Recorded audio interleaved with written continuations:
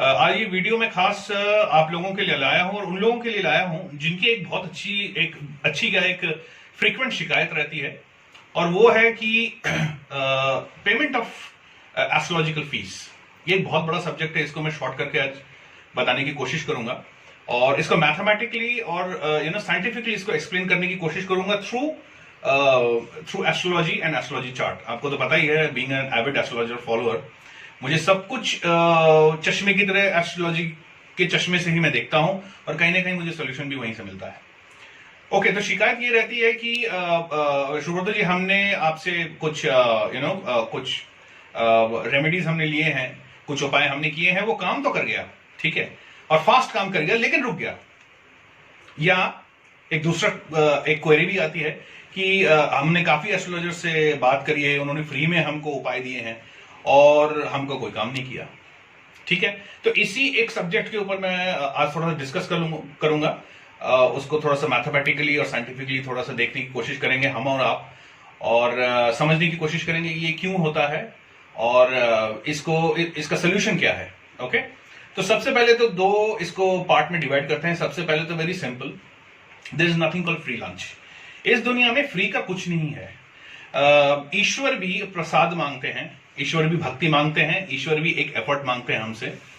उसके बाद ही वो अपना फल जो है प्रोवाइड करते हैं हमको। बिना भक्ति के, बिना एफर्ट के, या आप देख लीजिए बिना भगवान के प्रसाद चढ़ाए, बिना धूप बत्ती करे, बिना पूजा करे, या जो स्पिरिचुअल प्रैक्टिसेस में है, बिना मेडिटेशन करे कभी उनको वो फल दे ही नहीं सकता। राइट, उनको वो एम अचीव ही नहीं कर सकते। तो एक तो पार्ट ये हो गया। दूसरा पार्ट, आइए जरा कुंडली के थ्रू ये समझने की कोशिश करते हैं कि सस्ते का माल बस्ते में क्यों कहा जाता है एस्ट्रोलॉजिकल टर्म्स में। जी हाँ, बहुत सारे ऐसे एस्ट्रोलॉजर्स होंगे आपके सामने जिनके साथ आपने बातचीत करी होगी। उन्होंने कहा है हाँ ये कर लीजिए, वो कर लीजिए, फ्री में बिल्कुल फटाफट देखा और फटाफट आपके सामने रख दिया। ठीक है, तो मैं पर्सनली ये समझता हूं ये बहुत ही एक तो गलत है, क्योंकि बिना कुंडली के अंदर घुसे हुए रेमेडी देना खतरनाक है। ठीक है, ये गलत ही नहीं खतरनाक है, इसलिए क्योंकि हो सकता है आपका कोई ऐसा प्लैनेट के ऊपर आपने रेमेडी कर लिया हो जिसकी रेमेडी की जरूरत ही नहीं है, और वो प्लैनेट रह गया हो रेमेडी से जिसकी रेमेडी करने की जरूरत है। ठीक है, एक तो ये बात हो गई। आइए जरा समझते हैं इस बोर्ड पे। ये देखिए, मैंने एक छोटा सा कुंडली बनाया है। ये कालपुरुष की कुंडली है। कालपुरुष यानी जिसमें सिंपल हाउसेज है, हाउसेज के थ्रू समझने की कोशिश करेंगे इस पूरे फिनोमेना को। हम कह सकते हैं कि जैसे एक एनर्जी एक्सचेंज होता है, ये पूरे फिनोमेना एनर्जी एक्सचेंज के अंदर रह जाता है, जिसको हम कह सकते हैं शॉर्ट फॉर्म में कॉन्सेप्ट ऑफ कार्मिक कनेक्शंस या कॉन्सेप्ट ऑफ कार्मिक circuit. Okay, so concept of कार्मिक सर्किट। ओके, तो कार्मिक सर्किट, जिस तरह किसी भी ट्रांजिस्टर या किसी इलेक्ट्रॉनिक इक्विपमेंट में आप बैटरी डालते हो, बैटरी के बाद तार जोड़ते हो, और जब तक कनेक्शन कंप्लीट नहीं होता वो ट्रांजिस्टर या वो इलेक्ट्रॉनिक डिवाइस काम ही नहीं करती। ठीक है ना, ठीक उसी तरह जिस तरह की हमारे जो कर्म है वो जब तक सर्किट में नहीं आते, एक कंप्लीट सर्किट वो बनता नहीं है, तब तक कभी भी आपके किए हुए कर्म फलित नहीं होते या वो अल्टीमेटली रिजल्ट नहीं करते। तो उसलिए ये शिकायत आ जाती है कि हमने काम तो किया लेकिन रिजल्ट नहीं आया, या रिजल्ट आया था बहुत भयंकर रूप से लेकिन वो रुक गया। जरा यहां पर देखते हैं। तो सबसे पहले तो ये सारे हाउसेज है, मैंने यहां पर नंबर नहीं लिखे क्योंकि नंबर आपको कंफ्यूज कर देगा। ये कालपुरुष की कुंडली है, सिंपल 1 2 3 4 5 6 7 8 9 10 12 हाउसेज हैं। Okay, let's start. सबसे पहले तो ये है आप। ठीक है, आप हैं और आप एक एस्ट्रोलॉजर या मेरे पास आते हैं किसी न किसी तकलीफ की वजह से। फाइन, तकलीफ कहां से होती है? 12th हाउस से होती है, 6th हाउस से होती है, 8th हाउस से होती है, मोटा तौर पर, अगर हम मोटे तौर पर समझें। और इन तकलीफ को दूर करने वाले बेसिकली हाउसेज हैं। एक तो ये वाला हाउस यानी आपका 5th हाउस, दूसरा 9th हाउस। कालपुरुष की कुंडली में 5th और 9th हाउस को त्रिक भाव कहा जाता है, यानी बहुत ही बेहतरीन हाउसेस।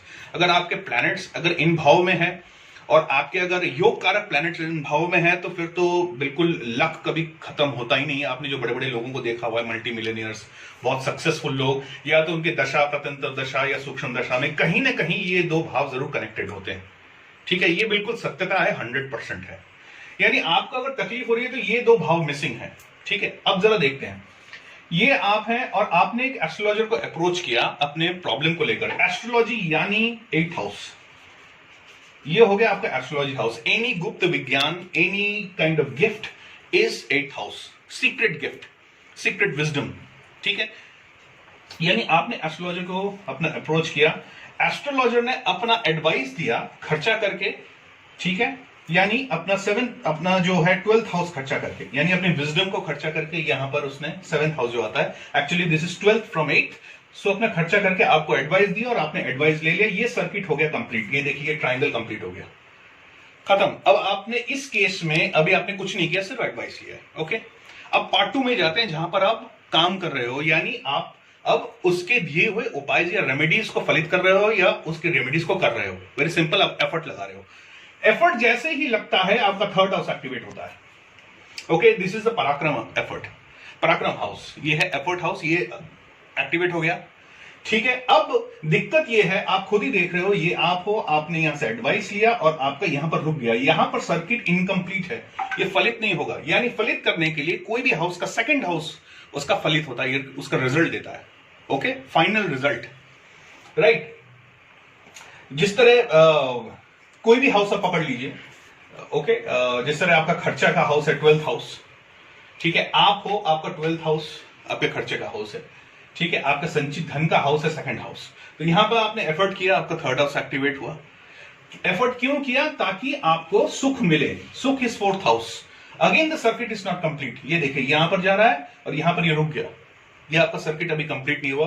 क्यों कंप्लीट नहीं हुआ? क्योंकि एस्ट्रोलॉजर को अभी फीस नहीं मिली है, उसका कोई रिजल्ट नहीं आया, उसको एनर्जी एक्सचेंज नहीं हुआ है, उसको कुछ मिला नहीं है, वापस सिर्फ बातचीत हुई है। जैसे ही आप, इसका सोल्यूशन मैं दे रहा हूं, जैसे ही आपने एस्ट्रोलॉजर को या किसी भी काउंसलर को या किसी से भी जब आपने एडवाइस लिया है, जब उसको आप पे बैक करते हो और उस चीज से जो वो मांग रहा है, फॉर एग्जांपल एस्ट्रोलॉजर आपसे फीस मांग रहा है, पहले जमाने में इसको दक्षिणा भी कहा जाता था, अभी दक्षिणा नहीं है, फीस है, ओके। एस्ट्रोलॉजर ने अपनी फीस कहा, यानी एस्ट्रोलॉजर को गेन हुआ। What is the gain house? Gain house is उसका 6th house, right. 12th, 11th is gain, everybody knows this. So specially उनके लिए जो उनको ज्यादा कुछ मालूम नहीं है, अगर मेरे को फॉलो करेंगे, इस चार्ट को फॉलो करेंगे, मेरे एक्सप्लेनेशन को, उनको समझ में आ जाएगा। 11th हाउस यानी 8 का 11th यहां पर आ गया। 6th हाउस, 6th हाउस जब आपने उसको गेन दिलाया, यानी एस्ट्रोलॉजर को पैसा मिला, you have become a client. जब तक यहां पर एस्ट्रोलॉजर को गेन नहीं होता, आप क्लाइंट नहीं होते, एक सिंपल एक्सचेंज चल रहा है, कुछ फायदा नहीं है इसमें कोई रिजल्ट नहीं हो रहा है, ओके। अब वहां पर गेन हुआ, अब देखिए कैसे सर्किट कंप्लीट होता है। जैसे ही एस्ट्रोलॉजर ने आपको एस्ट्रोलॉजर को आपने पैसा दिया और एस्ट्रोलॉजर को गेन हुआ, उसको अब प्रोविडेंशियल हेल्प मिलता है, राइट। उसके लिए भी कहीं ना कहीं वो सुख, ये जो पैसा है, ये जो दक्षिणा है या फीस है, उसके लिए सुख का कारण बनता है। और ये देखिए हो गया आपका सर्किट कंप्लीट, राइट। और यहां से ये देखिए मैं रेड मार्क कर रहा हूं, ये आपका सर्किट कंप्लीट हो गया। ये जब तक ये सर्किट कंप्लीट नहीं होगा, आपके किए हुए जितना मर्जी एफर्ट है वो थोड़ी देर के लिए तो यहां आएगा, लेकिन ये कंप्लीट नहीं होने की वजह से ये फ्रक्टिफाई नहीं होगा, रिजल्ट नहीं देगा। और 9th हाउस यानी 8 का 9th, यानी ये वाला हाउस हुआ, यानी 4th हाउस, 8, 9, यानी देखिए 1, 12, 11, 10, 9। What is 9? 9 is simply providential help, यानी एस्ट्रोलॉजर को जो एक गिफ्ट मिला है, एक सीक्रेट गिफ्ट मिला है, कॉस्मोस से कहिए, ईश्वर से कहिए, अपने गुरु से कहिए, किसी से भी कहिए, वो जो गिफ्ट मिला है, उस गिफ्ट का उसने यूज किया 9th हाउस। जैसे मैंने पहले ही कहा था, त्रित्रिक भाव, ओके, द ट्राइन जिसको इंग्लिश में कहा जाता है। तो यहां पर the concept of karmic connection complete हुआ। Concept of karmic connection is very important, ठीक है। तो यहां पर इसने कंप्लीट हुआ, सर्किट आपका कंप्लीट हुआ और इमीडिएटली आपका रिजल्ट आना स्टार्ट हो गया, यानी आपका ये वाला हाउस एक्टिवेट हो गया। फुलफिलमेंट ऑफ डिजायर, ठीक है। अगर हम फुलफिलमेंट ऑफ डिजायर करेंगे को देखने की कोशिश करेंगे, तो ये सर्किट कंप्लीट होते, जैसे 4 तक का कंप्लीट हुआ, 4, 5, 6, 7, 8, 9, 10, 11, राइट। या अगर हम 1 मान ले, 1, 2, 3, 4, 5, 6, 7, 8, अगेन एस्ट्रोलॉजिकल हेल्प, गुण विद्या, और ये आपका फुलफिलमेंट ऑफ डिजायर कंप्लीट हुआ। तो ये सर्किट कंप्लीट होने से ये वाला हाउस एक्टिवेट हुआ। उसीलिए ये एक छोटा सा, अब होपफुली इस डायग्राम आपको समझ में आ गया होगा। ये पूरा एक जो सर्किट कंप्लीशन है, कॉन्सेप्ट ऑफ कार्मिक कनेक्शंस, ये जब तक कनेक्टेड नहीं होगा तब तक फ्रक्टिफिकेशन ऑफ इवेंट या फ्रक्टिफिकेशन ऑफ रेमेडीज भी नहीं होता है। I hope you have understood this, and अगर कोई क्वेरी हो तो मुझसे पूछिए। डिटेल्स मैं ऊपर अपने पोस्ट में देता ही हूं। और thank you very much, thanks for listening to this. I know this is a bit complicated, but 2-3 बार वीडियो घुमा के देखिए तो समझ में आ जाएगा।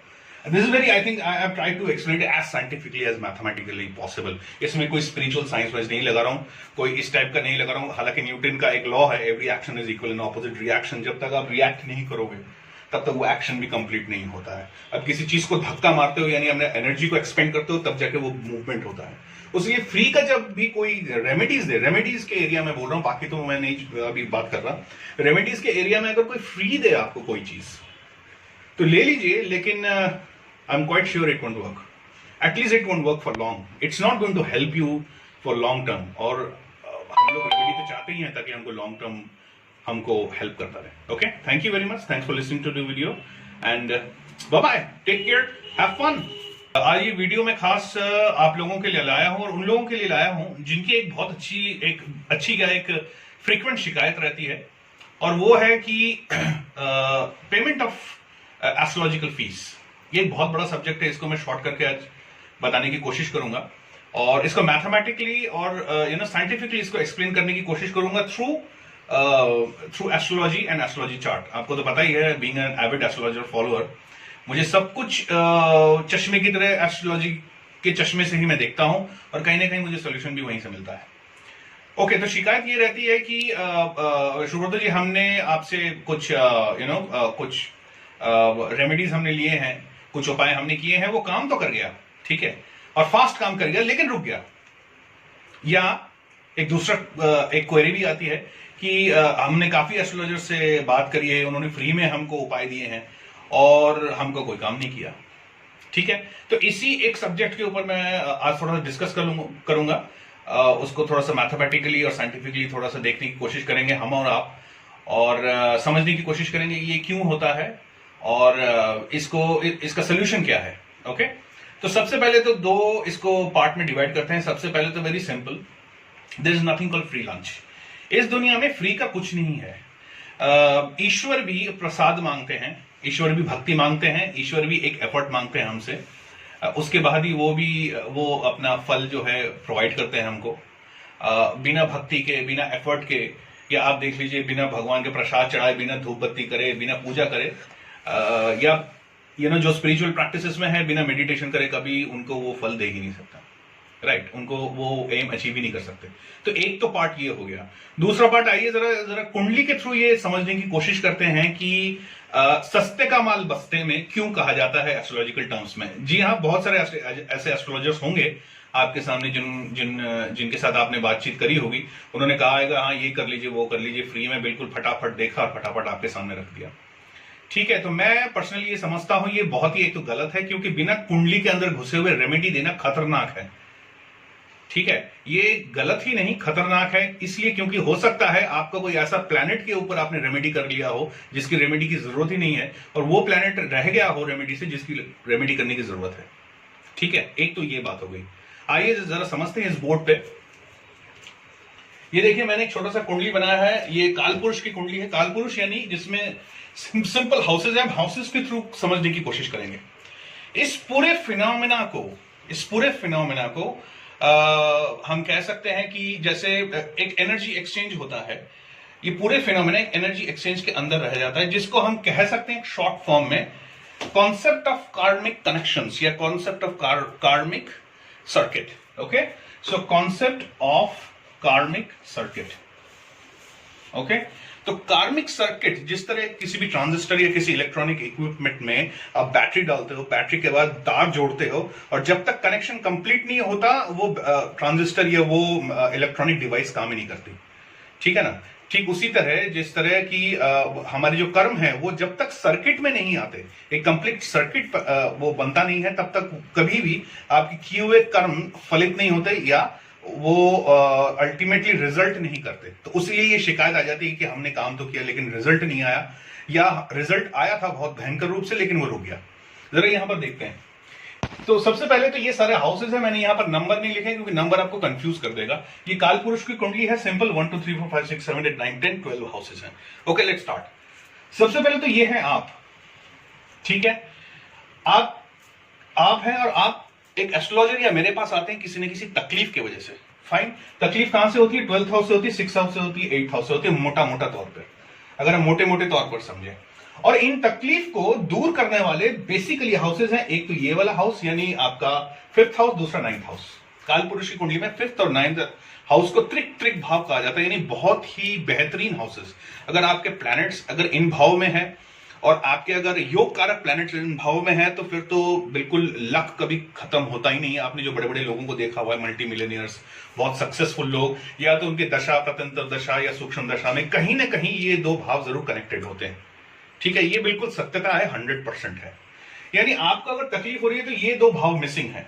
ठीक है, अब जरा देखते हैं, ये आप हैं और आपने एक एस्ट्रोलॉजर को अप्रोच किया अपने प्रॉब्लम को लेकर। एस्ट्रोलॉजी यानी 8th हाउस, ये हो गया आपका एस्ट्रोलॉजी हाउस। एनी गुप्त विज्ञान, any kind of gift is 8th house, secret gift, secret wisdom. ठीक है, यानी आपने एस्ट्रोलॉजर को अपना अप्रोच किया, एस्ट्रोलॉजर ने अपना एडवाइस दिया खर्चा करके।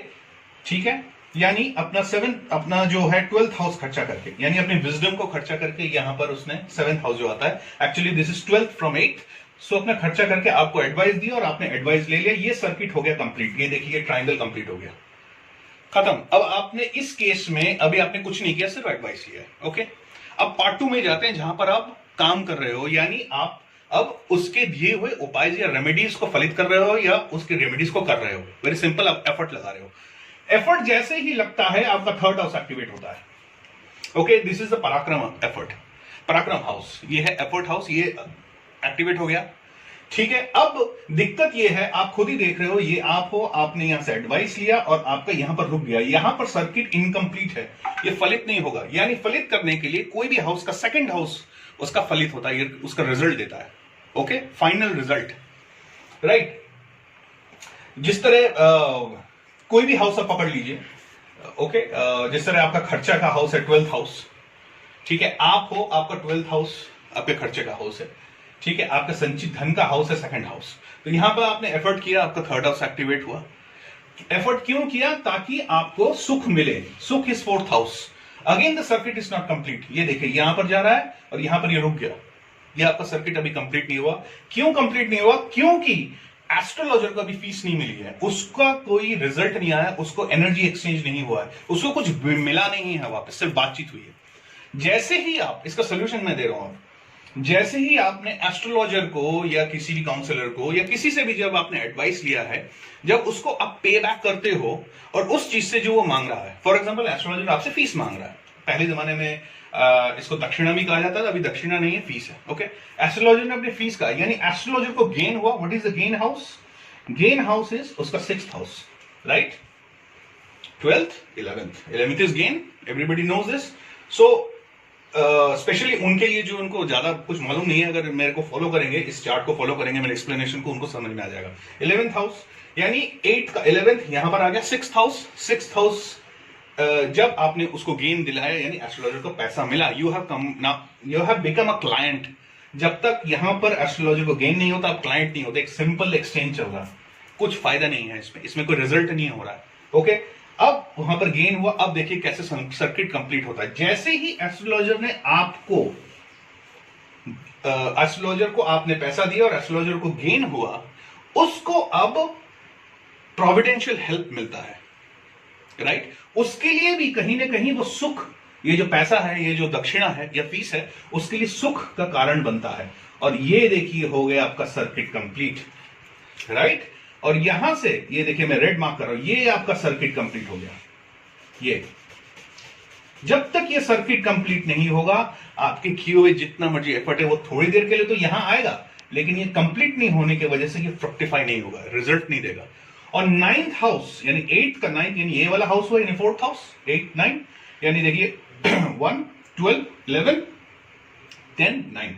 What is 9? 9 is simply providential help, यानी एस्ट्रोलॉजर को जो एक गिफ्ट मिला है, एक सीक्रेट गिफ्ट मिला है, कॉस्मोस से कहिए, ईश्वर से कहिए, अपने गुरु से कहिए, किसी से भी कहिए, वो जो गिफ्ट मिला है, उस गिफ्ट का उसने यूज किया 9th हाउस।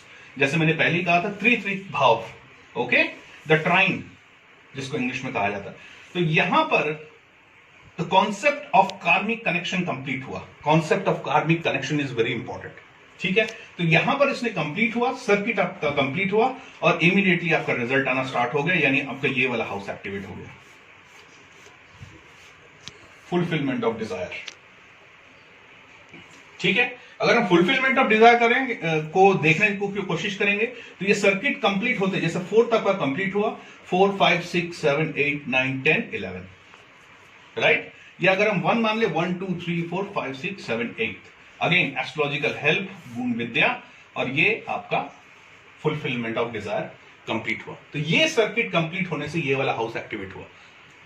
उसीलिए ये एक छोटा सा, अब होपफुली इस डायग्राम आपको समझ में आ गया होगा। ये पूरा एक जो सर्किट कंप्लीशन है, कॉन्सेप्ट ऑफ कार्मिक कनेक्शंस, ये जब तक कनेक्टेड नहीं होगा तब तक फ्रक्टिफिकेशन ऑफ इवेंट या फ्रक्टिफिकेशन ऑफ रेमेडीज भी नहीं होता है। I hope you have understood this, and अगर कोई क्वेरी हो तो मुझसे पूछिए, डिटेल्स मैं ऊपर अपने पोस्ट में देता ही हूं।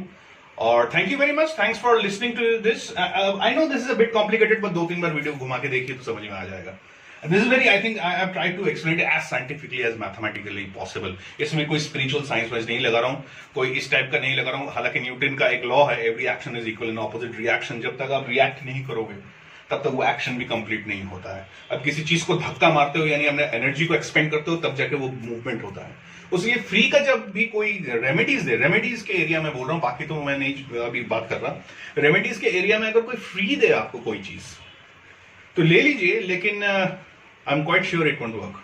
At least it won't work for long, it's not going to help you for long term. और हम लोग रेमेडी तो चाहते ही हैं ताकि हमको लॉन्ग टर्म हमको हेल्प करता रहे। Okay, thank you very much, thanks for listening to the video, and bye bye, take care, have fun.